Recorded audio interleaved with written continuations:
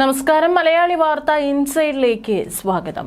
പഹൽഗാം ഭീകരാക്രമണത്തിന് ശേഷം ഒരു തരത്തിലും പാകിസ്ഥാനിൽ നിന്നുള്ള ഉൽപ്പന്നങ്ങൾ ഇന്ത്യയിലേക്കും ഇന്ത്യയിൽ നിന്നുള്ള ഉൽപ്പന്നങ്ങൾ പാകിസ്ഥാനിലേക്കും കയറ്റുമതിയും ഇറക്കുമതിയും ചെയ്യുന്നില്ല. എന്നാലും മൂന്നാം രാജ്യങ്ങൾ വഴി, അതായത് ദുബായ് വഴിയോ അബുദാബി വഴിയേക്കോ പലതരത്തിലെ പാകിസ്ഥാൻ സാധനങ്ങൾ ഇന്ത്യയിൽ എത്തിക്കാൻ നോക്കുന്നുണ്ട്. പക്ഷേ ഇന്ത്യ കൃത്യമായിട്ടുള്ള അന്വേഷണം നടത്തുന്നുണ്ട്. ഓരോ തുറമുഖങ്ങളിലും വരുന്ന കണ്ടെയ്നറുകളിലൊക്കെ തന്നെ കൃത്യമായ പരിശോധന നടത്തുന്നുണ്ട്. കഴിഞ്ഞ ഒരാഴ്ച മുമ്പാണ് ഇത്തരത്തിൽ പാകിസ്ഥാനിൽ നിന്നുള്ള ഈന്തപ്പഴം അത് ദുബായ് അബുദാബി വഴി ഗുജറാത്തിൽ എത്തിയത്. പക്ഷേ കൃത്യമായിട്ട് നമ്മുടെ ഇന്ത്യൻ ഉദ്യോഗസ്ഥർ അത് സീസ് ചെയ്യുകയും ചെയ്തിട്ടുണ്ടായിരുന്നു.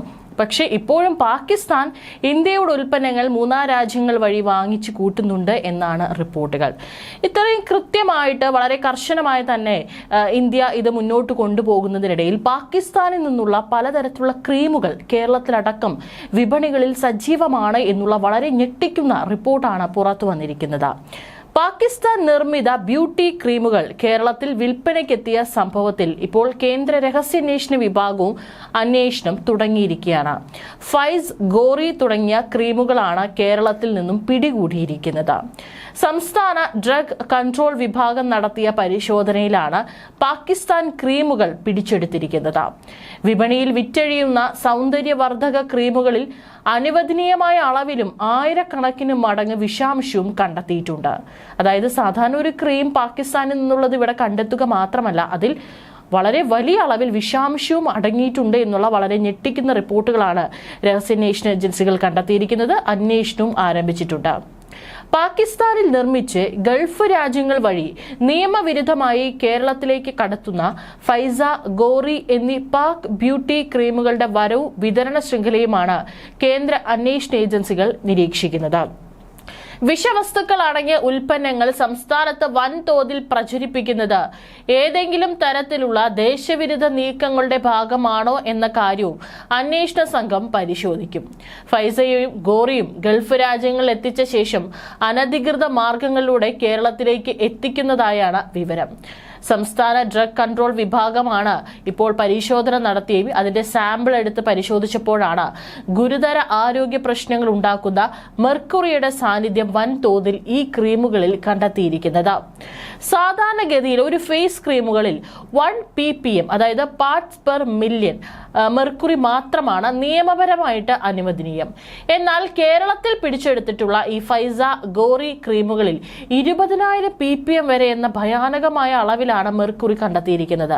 അതായത് 1 ppm അളവിൽ സാധാരണ ഒരു ഫേസ് ക്രീമുകളിൽ ഉണ്ടാകുന്ന മെർക്കുറിയുടെ അളവിനേക്കാൾ 20,000 അത്രയും വലിയൊരു അളവിലുള്ള മെർക്കുറിയാണ് ഈ ക്രീമുകളിൽ കണ്ടെത്തിയിരിക്കുന്നത്.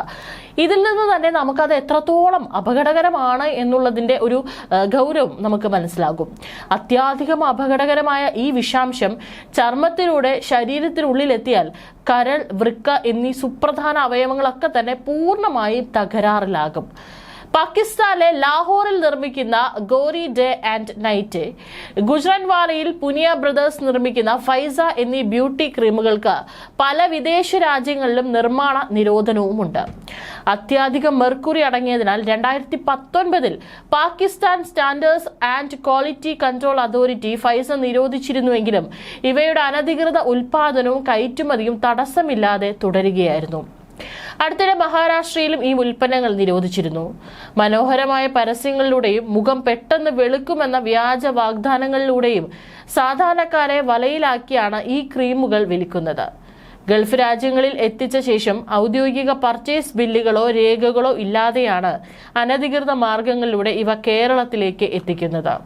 മുഖം വെളുപ്പിക്കാനും തിളക്കം കൂട്ടാനും ഉപകരിക്കുമെന്ന് അവകാശപ്പെടുന്ന ക്രീം 50 ഗ്രാം വരുന്ന ഒരു ബോക്സിന് 400 മുതൽ 500 രൂപ വരെ ഈടാക്കിയാണ് അനധികൃത കേന്ദ്രങ്ങൾ വഴി ഇവിടുത്തെ വിപണിയിൽ ചില്ലറ വിൽപ്പന നടത്തുന്നത്. കേരളത്തിൽ എത്തിക്കുന്നതിനെ പറ്റിയും വിതരണ ശൃംഖലയെ പറ്റിയും അന്വേഷിക്കും. ഗൾഫ് രാജ്യങ്ങൾ വഴിയാണ് ക്രീമുകൾ അനധികൃതമായി കേരളത്തിൽ എത്തുന്നത് എന്നാണ് പ്രാഥമിക വിവരം. പ്രധാനമായും സോഷ്യൽ മീഡിയ പ്ലാറ്റ്ഫോമുകൾ വഴിയാണ് ഇവയുടെ വിൽപ്പന നടക്കുന്നത്. ചില ഇൻഫ്ലുവൻസർമാരെയും യൂട്യൂബ് യൂട്യൂബർമാരെയും കേന്ദ്രീകരിച്ചും അന്വേഷണം നടക്കുന്നുണ്ട്. കേരളത്തിൽ ക്രീമുകൾ എത്തുന്ന മാർഗം, വിതരണ ശൃംഖല എന്നിവയും ദുരൂഹത വർദ്ധിപ്പിക്കുന്നുണ്ട്. സംസ്ഥാന ഡ്രഗ്സ് കൺട്രോൾ വകുപ്പ് നടപ്പിലാക്കിയ ഓപ്പറേഷൻ സൗന്ദര്യ എന്ന ദൌത്യത്തിലൂടെയാണ് പാക് നിർമ്മിത വ്യാജ ക്രീമുകളുടെ പടുകൂറ്റൻ ശൃംഖല കുടുങ്ങിയത്.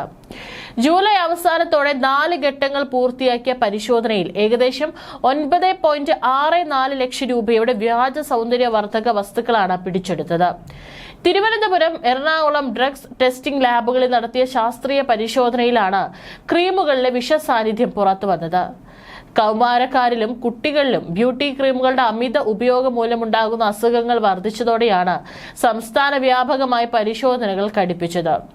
ഡ്രഗ്സ് ഇന്റലിജൻസ് വിഭാഗത്തിന്റെ നേതൃത്വത്തിൽ നടത്തിയ റെയ്ഡുകളിൽ lipstick, baby powder, baby oil, soap തുടങ്ങിയ ഒട്ടേറെ ഉൽപ്പന്നങ്ങളുടെ സാമ്പിളുകളും ശേഖരിച്ചു.